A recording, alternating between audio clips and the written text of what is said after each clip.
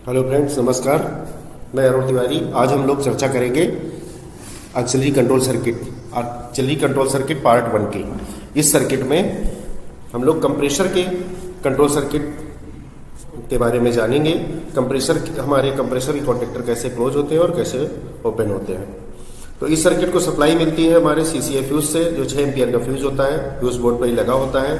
ये सप्लाई हमारी बैटरी की सप्लाई 6 एम्पियर के फ्यूज से होते हुए आती है सबसे पहले इसमें Q100 की ब्रांच में। Q100 की ब्रांच में 2 इंटरलॉक लगाए गए हैं, DJ और C118। तो DJ के क्लोज पोजीशन में, DJ जब क्लोज होगा तो ये नो इंटरलॉक है, ये क्लोज रहता है। DJ हमारा क्लोज होगा तभी हमारे CP चलेंगे या तभी हमारी ऑक्सिलरियां चलेंगी। तो ये हमारा क्लोज रहता है, ये सप्लाई यहाँ पे आई। C118 DJ क्लोज हो जाने के बाद अर्नो चलते ही ये ओपन हो जाता है। तो C118 का ये जो नॉर्मली क्लोज इंटरलॉक है, C118 के ओपन होते ही ये क्रोनिकल इंटरलॉक है, क्लोज हो जाता है। क्लोज होने के बाद ये क्लोज हो गया। इसके बाद सप्लाई हमारी आगे आती है Q100 को। Q100 हमारी इनर्जाइज हो जाती है। Q100 इनर्जाइज होते ही ये अपने 2 इंटरलॉक, एक कंप्रेसर की ब्रांच पे, कंप्रेसर के कॉन्टेक्टर C101, 102, 103 की ब्रांच पे, दूसरा इंटरलॉक ब्लोअर्स की ब्रांच पे C105, C106 और C107 की ब्रांच पे क्लोज करा देती है। तो ये हमारा Q100 इनर्जाइज हुई और इसका ये इंटरलॉक यहाँ पे क्लोज हो गया। इसमें Q100 की ब्रांच पे ये एक RQ100 और Q100 का सेल्फ इंटरलॉक लगाया गया है। ये RQ100 और Q100 का खुद का इंटरलॉक लगाया गया है। ये इसके Q100 की खुद की सुरक्षा के लिए लगाया गया है। इसकी कॉइल जल जाती थी, परमानेंट इनर्जाइज रहता था। तो ये जब ओपन रहती तो इसका NC इंटरलॉक है, ये बैठा लगा रहता है ये NC इंटरलॉक। और जब ये एक बार क्लोज हो गई तो ये RQ100 इसके सर्विस में आ जाता है। RQ100 इसके सर्विस में आता है और इसके खुद के इंटरलॉक से इनर्जाइज बनी रहती है। इसकी खुद की सुरक्षा के लिए ये लगाया गया है। अब Q100 का ये इंटरलॉक यहाँ पे बैठ गया, लग गया ये C101, C102 और C103 की ब्रांच में। अब क्या होगा, सप्लाई हमारी CCA से आई VLCP में। VLCP हम जैसे ही क्लोज करेंगे तो RGCP हमारी, अगर प्रेशर हमारा 8 kg से कम है तो RGCP की सप्लाई ये यहाँ से Q100 के क्लोज होने पर हमारे तीनों कॉन्टेक्टर को मिल जाएगी। इन तीनों कॉन्टेक्टर को सप्लाई आ जाएगी। तीनों कॉन्टेक्टर हमारे क्लोज हो जाएंगे और कॉन्टेक्टर उसके साथ पहले लगाया गया SCP स्विच का इंटरलॉक। तो SCP स्विच की पोजीशन के अनुसार वो हमारे कॉन्टेक्टर क्लोज होंगे। अगर हमने SCP से किसी कंप्रेसर को आइसोलेट किया हुआ है तो उसका कॉन्टेक्टर क्लोज नहीं होगा, इसलिए इंटरलॉक लगाया गया है। ठीक है, इस तरह ये हमारे तीनों ये हमारे कॉन्टेक्टर क्लोज हो गए। क्लोज होते ही हमारे CP चल जाते हैं। CP चलने के बाद जब प्रेशर हमारा 9.5 kg हो जाएगा तो 9.5 kg पे RGCP की सब जो यहाँ लगी थी कॉन्टेक्टर की तरफ, इधर ना लग के RGCP की सप्लाई कनेक्शन इधर जुड़ जाता है वीड वाल्व पे।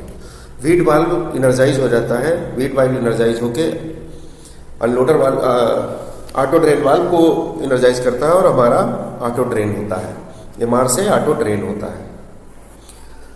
और जैसे ही हमारे तीनों कॉन्टेक्टर ओपन होते हैं, ये तीनों कॉन्टेक्टर, हमारा प्रेशर पूरा हो गया, ये तीनों कॉन्टेक्टर ओपन हो गए, तो ये तीनों कॉन्टेक्टर का इंटरलॉक ये हमारा Q119 की ब्रांच पे क्लोज हो जाता है, क्योंकि ये तीनों के NC इंटरलॉक यहाँ पे लगे हैं। कॉन्टेक्टर ओपन हुए, तीनों इंटरलॉक ये लगे और हमारी Q119 रिले इनर्जाइज हो जाती है। Q119 रिले इनर्जाइज होने से इसका इंटरलॉक व्यूल वाल्व पे क्लोज हो जाता है। ये व्यूल वाल्व पे इसका इंटरलॉक क्लोज हो जाता है। व्यूल वाल्व पे इंटरलॉक क्लोज हो जाता है और व्यूल वाल्व इनर्जाइज हो जाते हैं। व्यूल वाल्व इनर्जाइज होने से हमारा CP के डिलीवरी पाइपलाइन में जो प्रेशर है वो निकल जाता है। व्यूल वाल्व के एग्जॉस्ट पोर्ट से CP के डिलीवरी पाइपलाइन से इसका प्रेशर निकल जाता है, क्योंकि ये व्यूल वाल्व है या अनलोडर वाल्व भी इसको कहते हैं, उसकी तरह काम करता है।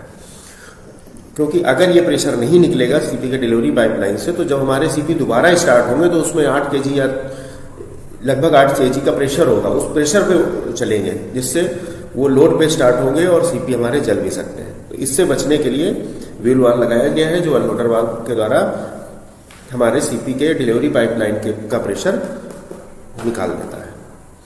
इस तरह हमारा ये कंप्रेसर चलते हैं। जब भी इसके बाद जब हमारा दोबारा प्रेशर घट के यूज करते हुए जब दोबारा प्रेशर घट के 8 kg आ जाता है तो हमारी आरजीसीपी यहाँ से हटके यहाँ फिर लग जाती है और Q100 हमारी एनर्जाइज है और ये हमारे तीनों कंप्रेसर काम करने लगते हैं। तीनों कॉन्टेक्टर क्लोज हो जाते हैं और कंप्रेसर काम करने लगता है।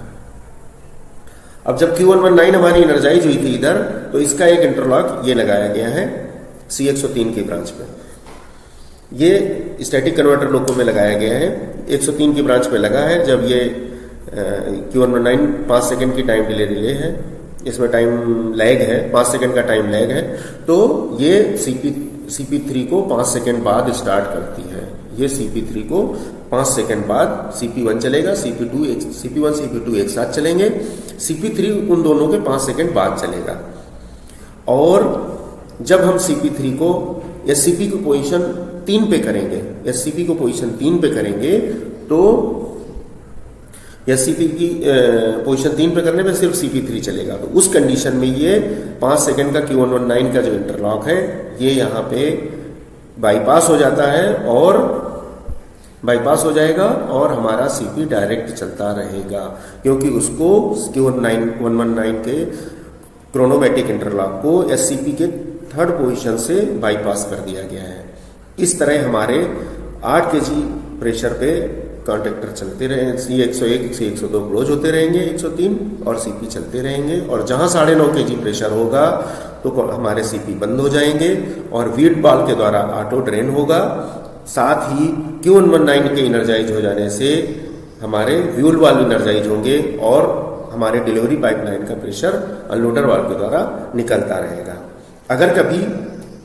अगर कभी कंप्रेशर MR ड्रॉप हो रहा है तो उस कंडीशन में हमें व्हील वाल्व जो लगे हुए हैं उनके एक कटआउट कॉक लगे हुए हैं, कटआउट कॉक, तो उससे भी लीकेज हो जाता है, वो चेक कर लेना चाहिए। क्योंकि व्हील वाल्व कंप्रेसर के पास ही लगे हैं, कैब 1 के पीछे, लेकिन उसका एग्जॉस्ट पोर्ट जो है, एग्जॉस्ट पाइप अंडर फ्रेम में निकाला गया है, तो वो पता नहीं चलता। अगर कभी MR प्रेशर ड्रॉप हो रहा है, प्रेशर गिरने की आवाज आ रही है नीचे अंडर फ्रेम में भी, तो व्हील वाल्व के कटआउट को आपको एक एक करके बंद करके चेक करना चाहिए। तो साथियों, ये था हमारा कंप्रेसर का कंट्रोल सर्किट, कंप्रेसर का auxiliary control circuit part 1। Part 2 में हम लोग जानेंगे ब्लोअर कंट्रोल सर्किट के बारे में। इसमें किसी को कोई सवाल हो, कोई क्वेश्चन हो, कोई जानकारी चाहिए हो तो हमें कमेंट करें, मैं जरूर बताऊंगा। धन्यवाद साथियों, अच्छा लगे तो शेयर कर दीजिए और सब्सक्राइब कर लीजिए चैनल को, जिससे आगे के मैं वीडियो बनाता रहूं, मेरा उत्साहवर्धन होता रहे। Thank you.